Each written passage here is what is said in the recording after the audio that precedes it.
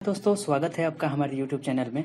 हमारे पिछले वीडियो में आपने सीखा था स्केचअप के जितने सारे टूल्स दिए हुए हैं, उस टूल्स के बारे में हमने एक एक करके आप लोग को समझाया था, जिसके माध्यम से अपने डॉक्यूमेंट में इस तरह के प्रोजेक्ट का निर्माण कर सकते हैं या इससे भी बढ़िया प्रोजेक्ट बना सकते हैं।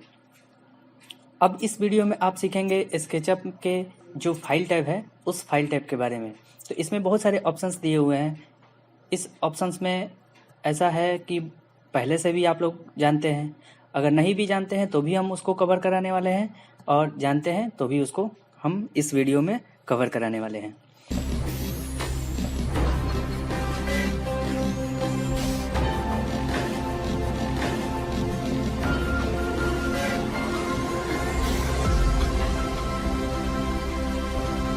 तो हम लोग स्टार्ट करते हैं। जैसे हम लोग इस तरह के कोई प्रोजेक्ट बना लेते हैं, बनाने के बाद हम चाहते हैं कि इस प्रोजेक्ट को सेव करके एक नया प्रोजेक्ट बनाएं, यानी इसके जगह पर एक खाली डॉक्यूमेंट ओपन करें। तो उस स्थिति में हम लोग क्या करेंगे, कोई भी हम लोग जब प्रोजेक्ट बना लेते हैं, प्रोजेक्ट बनाने के बाद जब इसके स्थान पर कोई नया डॉक्यूमेंट लेना हो तो हम लोग कंट्रोल के साथ इन बटन प्रेस करेंगे या फाइल में जा करके न्यू पर क्लिक करेंगे। जैसे हम लोग फाइल में जाकर के न्यू पर क्लिक करेंगे तो एक आपके सामने डायलॉग बॉक्स ओपन हो जाता है। इस डायलॉग बॉक्स में लिखा हुआ है सेव चेंजेस टू प्रोजेक्ट। क्या जो आपने प्रोजेक्ट बनाया है उसको सेव करना है? अगर सेव करना है तो हम लोग यस पर क्लिक करेंगे, और नहीं करना है तो नो पर क्लिक करेंगे।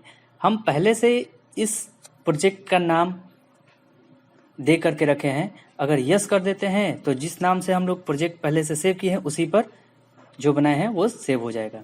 अगर नो करते हैं तो जो भी हम काम अलग से किए हैं वो काम खत्म हो जाएगा और इसके स्थान पर एक नया प्रोजेक्ट ओपन हो जाएगा। तो हम लोग नो पर क्लिक करते हैं। जैसे ही हम लोग नो पर क्लिक करेंगे, एक आपके सामने नया डॉक्यूमेंट मिल गया जहां आप लोग किसी भी प्रकार का नया प्रोजेक्ट बना सकते हैं। अगला ऑप्शन है न्यू फ्रॉम टेम्पलेट। तो फाइल में गए, न्यू फ्रॉम टेम्पलेट पर क्लिक करेंगे। तो जैसे ही हम लोग न्यू फ्रॉम टेम्पलेट पर क्लिक किए तो आपके सामने बहुत सारे टेम्पलेट दिखाई देंगे। इसमें से जो भी आपको टेम्पलेट लेना हो उस टेम्पलेट पर क्लिक करके नया टेम्पलेट ले सकते हैं। तो हम लोग क्लिक किए और एक नया टेम्पलेट ले लिए। अगला ऑप्शन है सेव। अगर हम लोग कोई भी प्रोजेक्ट बना लेते हैं, जैसे हमने एक रेक्टेंगल बनाया,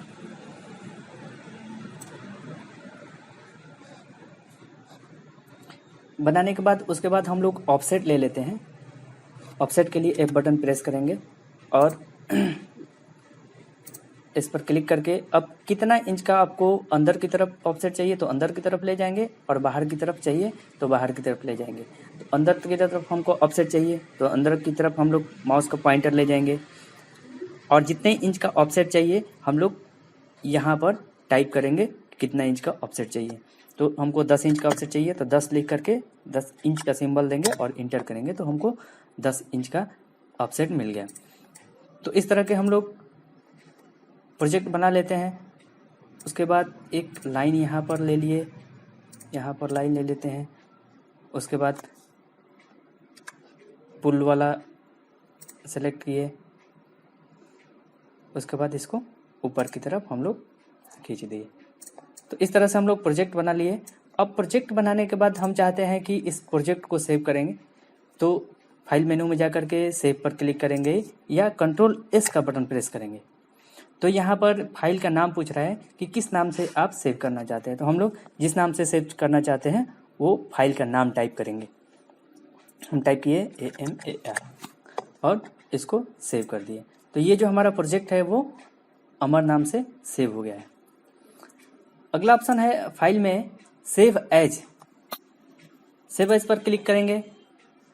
सेव एज के द्वारा हम इसी प्रोजेक्ट को किसी दूसरे नाम से सेव कर सकते हैं, और जिस वर्जन पे हम लोग काम कर रहे हैं इसके अलावा किसी दूसरे वर्जन में इस फाइल को सेव करना है तो हम लोग उस वर्जन में इस फाइल को सेव कर सकते हैं। ऐसा इसलिए होता है क्योंकि अगर हम लोग 2020 पर काम कर रहे हैं और हमारा कोई दोस्त या कोई जिसके पास हम अपना फाइल देने वाले हैं वो किसी दूसरे वर्जन पर काम कर रहा है, जैसे 2013 पे काम कर रहा है, तो जैसे ही 2020 वाला प्रोजेक्ट वो व्यक्ति लेके जाएगा अपने सिस्टम में तो वो प्रोजेक्ट ओपन नहीं होगा। तो उसको क्या करेंगे हम लोग, जब उस फाइल को हम लोग देंगे तो उस स्थिति में हम लोग जिस वर्जन पे वो व्यक्ति काम कर रहा है उस वर्जन को सेलेक्ट करके उस वर्जन में इस फाइल को सेव कर लेंगे। यस, रिप्लेस हो गया। अब इस फाइल को जब हम लोग देंगे उसको, तो ये जो हमारा हमने फाइल बनाया है वो अपने पास जब ले जाएगा तो ये फाइल ओपन हो जाएगा। अगला ऑप्शन है फाइल में सेव ए कॉपी एज, यानी इस फाइल को एक कॉपी यानी दूसरे नाम से हमको सेव करना है। तो फाइल का कोई दूसरा नाम टाइप करेंगे,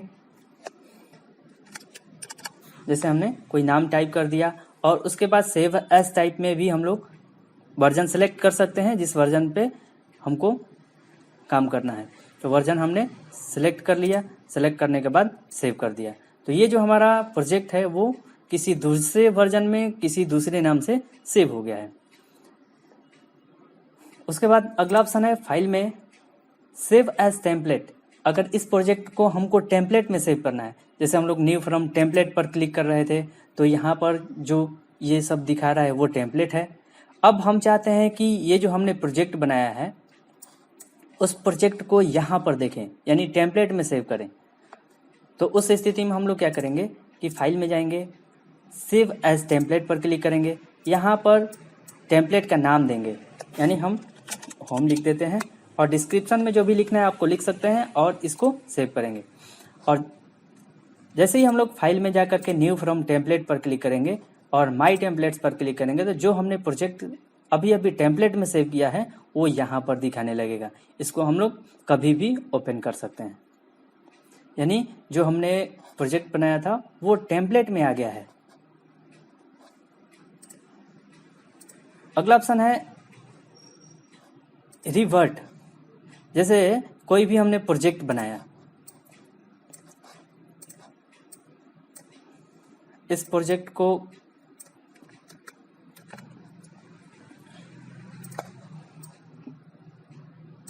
बना लेते हैं, ये हमने इस तरह का प्रोजेक्ट बनाया और बनाने के बाद जब हम अपने फाइल को छोड़ करके चले गए तो कोई व्यक्ति आया और इसको एडिट कर दिया। इस तरह से उसने क्या किया कि एडिटिंग कर दिया।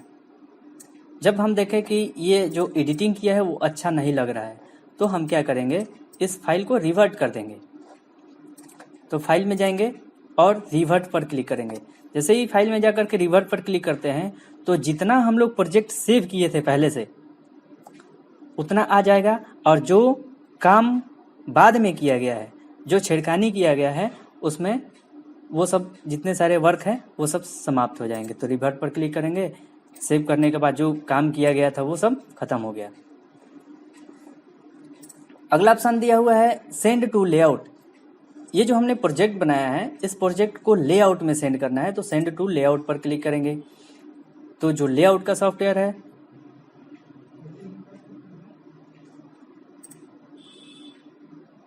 वो ओपन होगा और ओपन होने के बाद ये प्रोजेक्ट लेआउट में दिखाने लगेगा। अब इसमें से हम लोग कोई भी टेम्पलेट चूज करेंगे। हमारा टेम्पलेट लोड हो रहा है, इसमें से कोई भी टेम्पलेट ले सकते हैं और लेने के बाद देखेंगे कि हमारा जो प्रोजेक्ट है वो टेम्पलेट पर आ गया है। डोंट से अगर हमें स्केचअप में कहीं का लोकेशन ऐड करना हो तो हम लोग जियो लोकेशन का यूज़ करेंगे।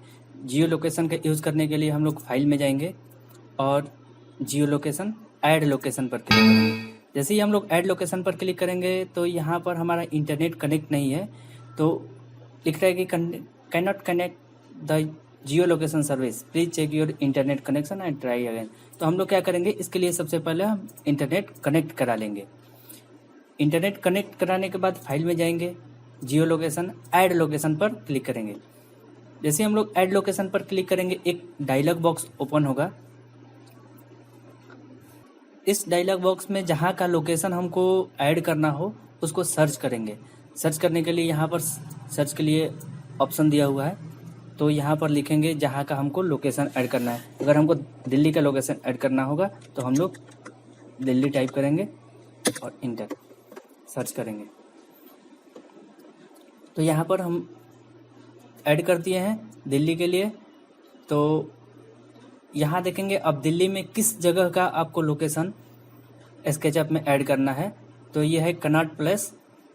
कनॉट प्लेस को हम लोग अपने स्केचअप में ऐड करते हैं।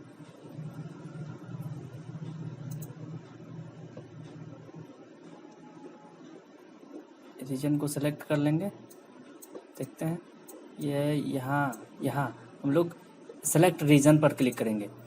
सेलेक्ट रीजन पर जैसे ही क्लिक किए ये देख रहे हैं कि एक बॉक्स बन कर आ रहा है, यानी इस बॉक्स में हम लोग जिस लोकेशन को रखेंगे वो लोकेशन हमारे स्केचअप में ऐड हो जाएगा। यानी इसको हमने सेलेक्ट कर लिया। सेलेक्ट करने के बाद इंपोर्ट पर क्लिक करेंगे। जैसे ही हम लोग इंपोर्ट पर क्लिक करेंगे थोड़ा सा कुछ समय लेगा और समय लेने के बाद ये हमारा स्केचअप में जो लोकेशन हमने दिया था वो ऐड हो गया है। ये देखिए ये हमने एक डिज़ाइन बनाया था और उस डिज़ाइन में ये लोकेशन ऐड हो गया है। तो इस तरह से हम लोग जियो लोकेशन का यूज़ करके किसी भी जगह का लोकेशन स्केचअप में ऐड कर सकते हैं। अगला ऑप्शन है जियो लोकेशन में क्लियर लोकेशन। जो हमने लोकेशन ऐड किया है अगर उसको सेलेक्ट करके डिलीट करें तो ये डिलीट नहीं होगा। डिलीट करेंगे, डिलीट का बटन प्रेस करें, डिलीट नहीं हो रहा है। तो उसको डिलीट करने के लिए फाइल में जाएंगे, जियो लोकेशन पर क्लिक करेंगे और क्लियर लोकेशन। जैसे क्लियर लोकेशन पर क्लिक करेंगे ये जो हमारा लोकेशन है वो डिलीट हो गया। अगला ऑप्शन दिया हुआ है फाइल में जियो लोकेशन में शो टेरेन। तो सबसे पहले हम लोग जियो लोकेशन ऐड कर लेते हैं। कंट्रोल जेड करके वापस आ जाते हैं, ये ऐड हो गया है। अब इसे बड़ा कर लेते हैं, जूम कर लेते हैं और फाइल में जा करके जियो लोकेशन और शो टेरेन पर क्लिक देखेंगे कि इसमें कुछ परिवर्तन हो गया है। यानी जैसा नक्शे में दिया गया है उस तरह से ये ऐड हो गया है। तो इस तरह से हम लोग जियो लोकेशन का यूज़ करके हम लोग स्केचअप में जियो लोकेशन ऐड कर सकते हैं और उसे क्लियर कर सकते हैं। इसे हम लोग डिलीट कर लेते हैं। फाइल में जाएंगे, जियो लोकेशन और क्लियर लोकेशन पर क्लिक कर दिए, ये डिलीट हो गया। अगला ऑप्शन दिया हुआ है 3D वेयर हाउस। यानी हम लोग 3D वेयर हाउस से किसी भी मॉडल को अपने सिस्टम में डाउनलोड कर सकते हैं या जो मॉडल हम लोग बनाए हैं उसे हम लोग 3D वेयर हाउस पर शेयर कर सकते हैं। तो उसके लिए हम लोग शेयर कंपोनेंट यानी एक कोई कंपोनेंट बनाते हैं। कोई भी एक हम लोग कंपोनेंट बना लेते हैं। इस तरह से हमने एक ऑब्जेक्ट बनाया।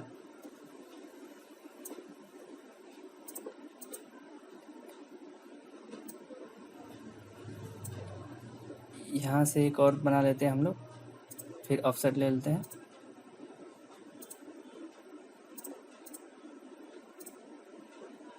फिर एक ऑफसेट लेते हैं इसका,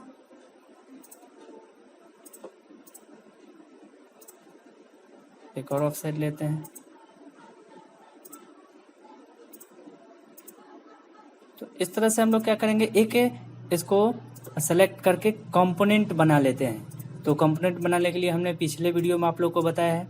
सेलेक्ट करेंगे, सेलेक्ट करने के बाद इस पर क्लिक करेंगे मेक ए कंपोनेंट पर और यहाँ पर कंपोनेंट का नाम देंगे, जो भी नाम देना हो। तो उसके बाद क्रिएट पर क्लिक करेंगे, ये एक कंपोनेंट बन गया।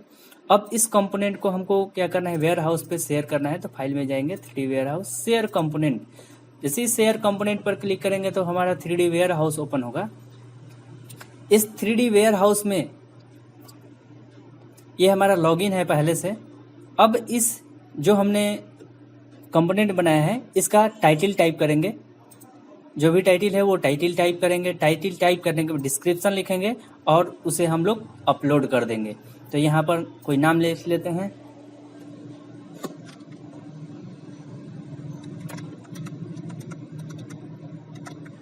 कंपोनेंट हमने लिख दिया। डिस्क्रिप्शन जो भी लिखना है, उसके बाद अपलोड पर क्लिक करेंगे। ये जो हमने कंपोनेंट बनाया है ये कंपोनेंट 3D वेयर हाउस पे अपलोड हो जाएगा। यानी कभी भी हम लोग 3D वेयर हाउस से इसको डाउनलोड कर सकते हैं या कोई भी व्यक्ति इसको डाउनलोड कर सकता है। अगला ऑप्शन दिया हुआ है फाइल में 3D वेयर हाउस में शेयर मॉडल। अगर हमें इस मॉडल को वेयर हाउस पर शेयर करना है तो फाइल में जाएंगे, 3D warehouse share model, yes. फिर से वही चीज़ खुलेगा 3D वेयर हाउस, और इसको हम लोग क्या करेंगे, टाइटल लिखेंगे, डिस्क्रिप्शन लिखेंगे और अपलोड कर देंगे। तो हम लोग जैसे ही अपलोड करेंगे ये 3D वेयर हाउस पर अपलोड हो जाएगा, और इसे हम लोग कभी भी डाउनलोड कर सकते हैं या कोई व्यक्ति इसे डाउनलोड कर सकता है। उसके बाद अगला ऑप्शन है इंपोर्ट। अगर हम लोग किसी दूसरे फॉर्मेट के फाइल को स्केचअप में लाना चाहते हैं तो उसको सेलेक्ट करके यानी इंपोर्ट करके ला सकते हैं। जैसे हमको इस तरह का फाइल स्केचअप में लाना हो तो फाइल को सेलेक्ट करके इंपोर्ट पर क्लिक करेंगे, ये जो हमारा फाइल है वो स्केचअप में आ जाएगा।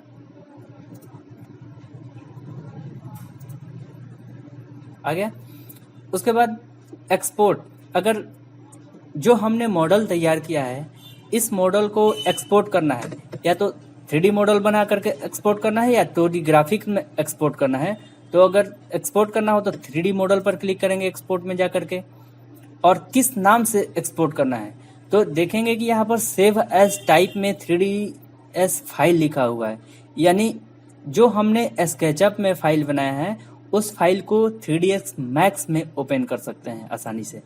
तो यहाँ पर सेव एज टाइप में 3ds मैक्स दिया हुआ है, ऑटोकैड में करना है, ऑटोकैड DXF फाइल में करना है, कलाडम फाइल में करना है, या किसी भी फॉर्मेट में इसमें से जो दिया है उस फॉर्मेट में हम लोग सेलेक्ट करके इस फाइल को सेव कर सकते हैं। यानी जिस फॉर्मेट में हमने सेव किया है उसी प्रोग्राम में ये फाइल आसानी से ओपन हो जाएगा।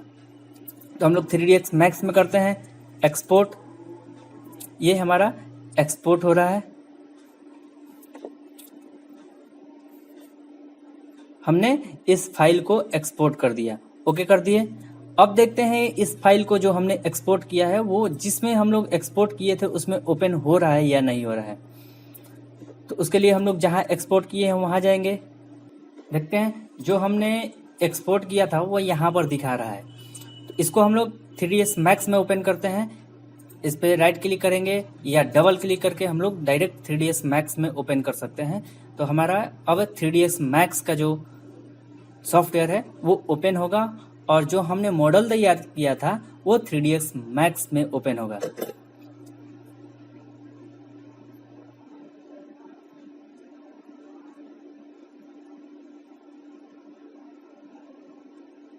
थ्री मैक्स स्टार्ट हो रहा है अभी,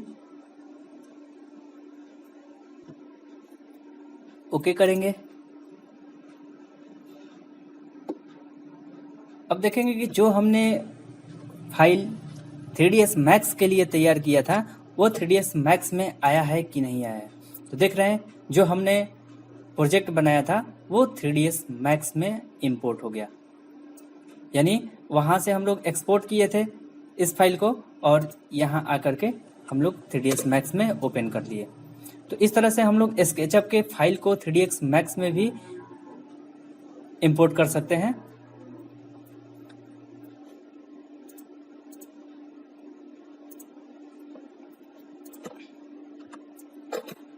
अगला ऑप्शन दिया हुआ है 2D ग्राफिक्स, यानी हम लोग इसको 2D में अगर सेव करना चाहें तो 2D में भी सेव कर सकते हैं। 2D पे क्लिक किए, जहाँ लोकेशन देना हो उसका लोकेशन दे करके और फाइल का नाम टाइप करेंगे, और यहाँ से हम लोग सेव एज टाइप सेलेक्ट करेंगे। जिस फॉर्मेट में आपको सेव करना है यहाँ से सेलेक्ट कर सकते हैं। तो हमको क्या करना है, JPG इमेज में करना है, तो JPG हमने सेलेक्ट किया और एक्सपोर्ट कर दिया। जहां हमने एक्सपोर्ट किया है अब देखेंगे कि वहां पर 2D ग्राफिक्स में आया है कि नहीं। तो ये जो हमने प्रोजेक्ट बनाया था वो 2D में आकर के सेव हो गया है। तो इस तरह से हम अपने प्रोजेक्ट को 2D या 3D में सेव कर सकते हैं।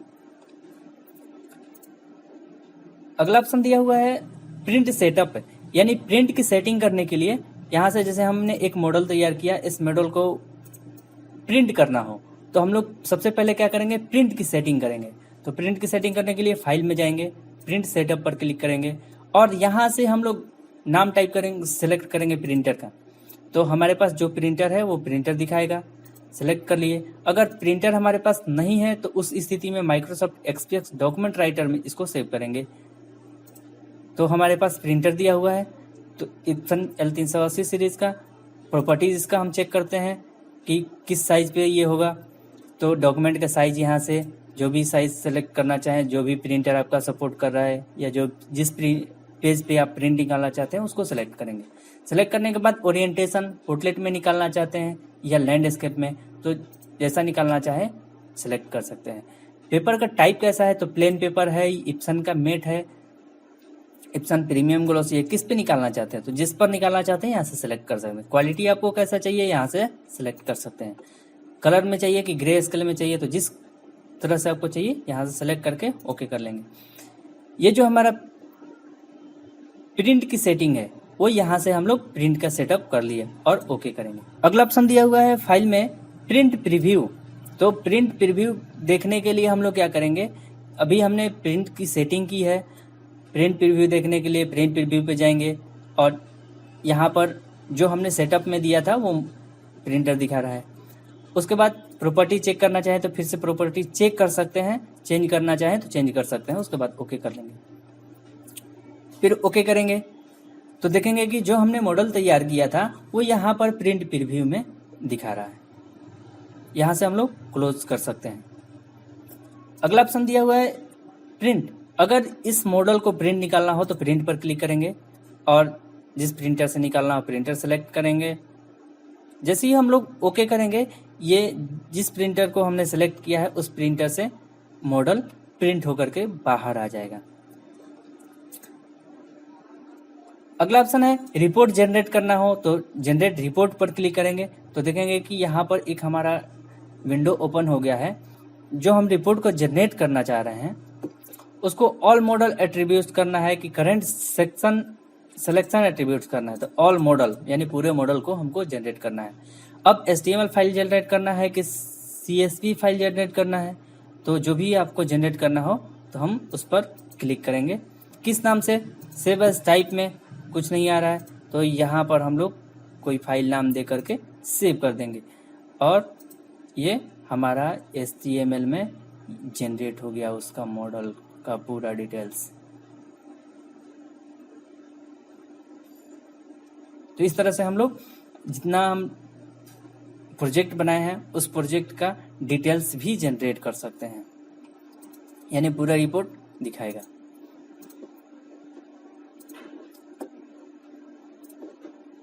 अगला ऑप्शन है, ये जो नीचे में दिखाई दे रहा है वो रिसेंट है, यानी जो हमने तत्काल में डॉक्यूमेंट ओपन किया था, जो प्रोजेक्ट हमने ओपन किया था वो प्रोजेक्ट दिखा रहा है।